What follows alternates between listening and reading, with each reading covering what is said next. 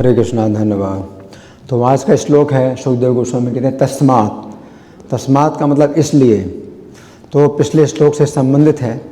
तो पिछले श्लोक में उन्होंने बताया था सुखदेव गोस्वामी ने कि तिग्म यातना, जो नरक है वो जाना पड़ेगा।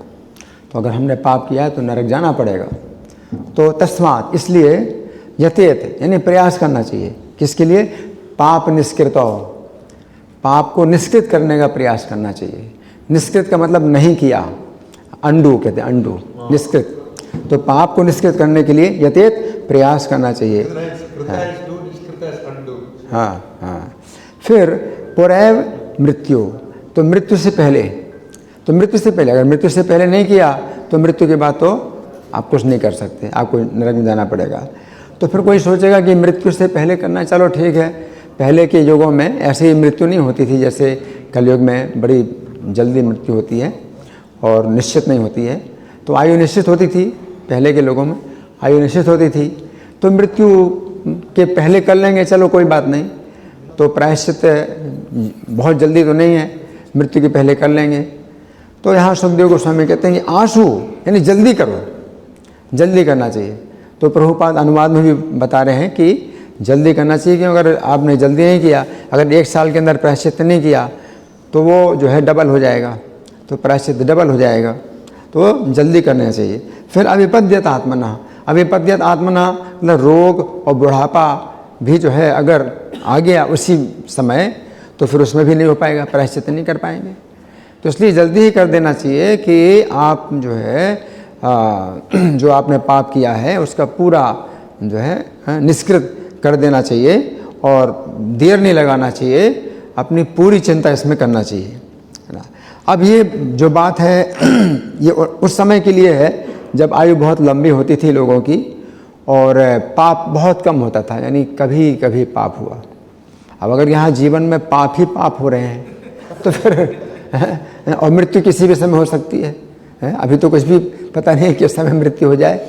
कलयुग में प्रायणाल्पाय सभ्य, तो थोड़ी आयु है लोगों की, है ना। फिर मंद है, सुमंदमति, प्रायश्चित क्या कर सकते हैं? प्रायश्चित हो नहीं सकता, तो संभव ही नहीं है। कलयुग में प्रायश्चित संभव ही नहीं है। तो पहले के युगों में ये जो भक्ति की जो विधि है वो छिपाई गई। ज्ञान और वैराग्य की विधियों से ही लोग जो है मुक्ति प्राप्त करते थे, क्योंकि वो संभव था। उस समय उन विधियों से जो है लंबी विधि हैं और बहुत परिश्रम की विधियां हैं, तो इनके द्वारा जो है लोग मुक्ति प्राप्त करते थे ज्ञान और वैराग्य की विधि के द्वारा, और भक्ति को छिपाया जाता था। अंत में तो भक्ति में आना ही है, लेकिन प्रारंभ में जो है भक्ति को छिपाया जाता था। और ये विधि लंबी विधियाँ ही बताई जाती थी। कर्म कांड की विधि है वो सब मतलब चलती थी, लेकिन कलयुग में संभव नहीं। इसलिए कलयुग में अब ये हरिनाम प्रकाशित, ये बताया जाए हरिनाम प्रकाशित करो, हरिनाम की प्रकाशित करो, क्योंकि कलयुग में अब हरिनाम की सिवा कोई गति है ही नहीं। तो हरिनाम की सिवा गतियाँ थी पहले युगों में, तो लंबी विधि थी तो करो, लेकिन अब कलयुग में नहीं है। कलो नास्तेव नास्तेव नास्तेव गतिरन्न था, कोई भी प्रायश्चित नहीं हो सकता, कुछ भी नहीं हो सकता है कलयुग में हरिनाम के सिवा। तो हरिनाम का जो है उपदेश दिया जाता है, जबकि वेदों में गुप्त रखा गया है। हरिनाम जो है वेदों में गुप्त है। वेदों में जो है कर्म कांड है, ज्ञान कांड है, ये सब चीज़ें हैं। और हरिनाम का जो है वो अगर जाएंगे तो बहुत गहराई में जाएंगे तो आपको हरिनाम की महिमा मिलेगी वेदों में। वेद से सर्वरहम वेद्यो, समस्त वेदों के द्वारा कृष्ण ही जानने योग्य है। लेकिन भाषा इतनी जटिल है वेदों की कि वो अर्थ जो है कुछ दूसरा ही निकल रहा है और वो अर्थ उसके अंदर जो छिपा है वो कुछ दूसरा ही है। तो इस प्रकार से है ना, तो मोह्यन्ति सूर्या, वेदों में बड़े बड़े विद्वान भी मोहित हो जाते हैं, तो वो जो है निष्कर्ष नहीं निकाल पाते। ब्रह्मा जी को भी 3 बार वेदों का अनुशीलन करना पड़ा, तब उनको भी समझ में आया कि भक्ति ही मनुष्य जीवन की सफलता है। तो इसलिए ये भक्ति और जो है भगवान का नाम है, ये वेदों में भी छिपाया गया है, लेकिन अब जो है प्रकट किया जा रहा है। श्रीमद् भागवत वेदों का ही जो फल है, पका हुआ फल है, वो जो है प्रकट हुआ है और कलयुग के जीवों के लिए। इसलिए कलयुग का बहुत मतलब लाभ भी है। अगर आप लाभ उठाना चाहें तो कलयुग का बहुत लाभ है कि आप जो है बहुत थोड़े समय में और बड़ी जल्दी आप जो है इसका जो है आप जीवन सफल कर सकते हैं। क्योंकि पहले बहुत लंबी आयु होती थी तो आपको लंबा काम दिया जाता है कि लंबा काम करो, लंबी तरह रास्ते से चलो। और कलयुग में जो है आयु छोटी होती है तो शॉर्टकट, तो फिर शॉर्टकट जो है फिर दिया जाता है कि ये करो, यही करो। अरे तो हर व्यक्ति को हरि नाम हरि नाम हरि नाम, है ना।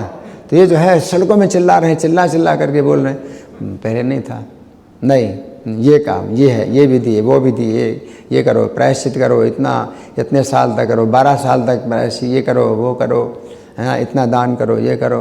तो ये सब चीज़ें थी, है ना। तो सुखदेव गोस्वामी जो बता रहे हैं बहुत ज़रूरी है ये बात बताना, क्योंकि अगर ऐसे हम कहें हरिनाम इतना सरल है तो लोग क्या कहें, ठीक है अरे इतना सरल है, ठीक है तो हम पाप करते हैं, इस सरल बड़ी सरल विधि से करेंगे हरिनाम, तो वो भी अपराध हो जाएगा, नाम का अपराध हो जाएगा। लेकिन अब प्रायश्चित करना पड़ेगा। आप जो है अगर पाप करते हैं पहले से, तो अगर आप सोचेंगे भी फिर उसको निष्कृत करने के लिए आपको इतनी लंबी प्रायश्चित की विधि अपनानी पड़ेगी, तो इससे भी आप डर जाएंगे, भाई नहीं करेंगे। लेकिन हरिनाम, अरे ये तो हरिनाम बहुत आसान है। तो जैसे ऋषियों ने इंद्र को कहा कि वृत्रासुर का वध कर दो, वो ब्राह्मण है, वृत्रासुर का वध कर दो, हरिनाम के द्वारा तो पूरे जगत की हत्या करो तो भी पाप मिट जाएगा। तो प्रभुपाद कहते हैं कि नाम का अपराध हो गया, नाम के बल पर पाप हो गया। इतनी सरल विधि है, कुछ करना ही नहीं पड़ेगा, कर लो पाप, हरिनाम के द्वारा हम छूट जाएंगे। तो ये भी जो है क्या हो गया, अपराध हो गया। और इंद्र को जो है बहुत कष्ट उठाना पड़ा, इंद्र को बहुत कष्ट उठाना पड़ा, है ना।